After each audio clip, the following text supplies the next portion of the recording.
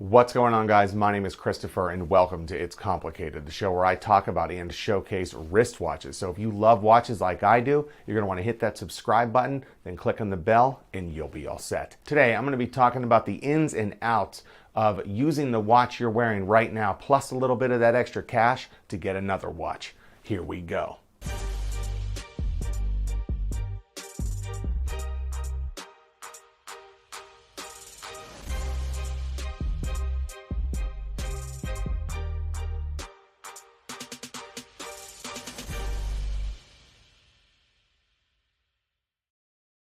So, a couple of months ago, I received an email from a guy named Roman.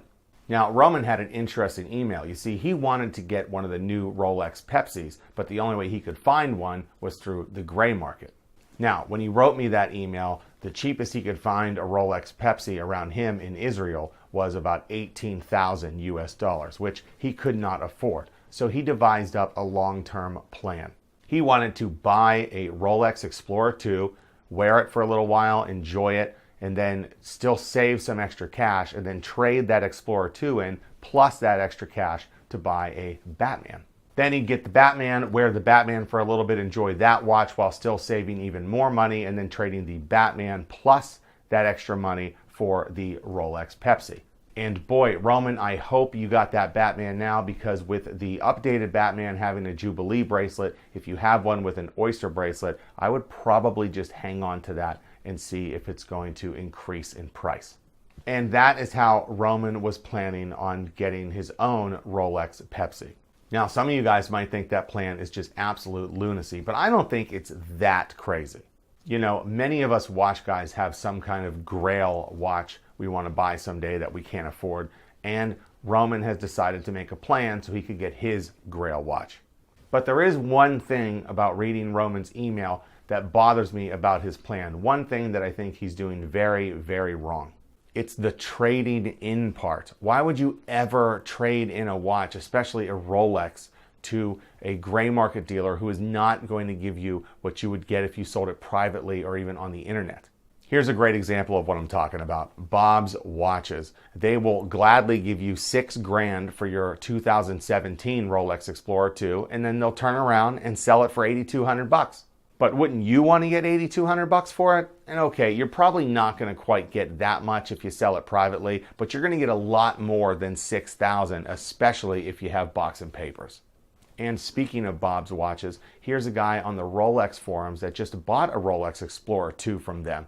And what he received was a terribly packed, over-polished, worn-out mess with just papers everywhere. He's not happy about it.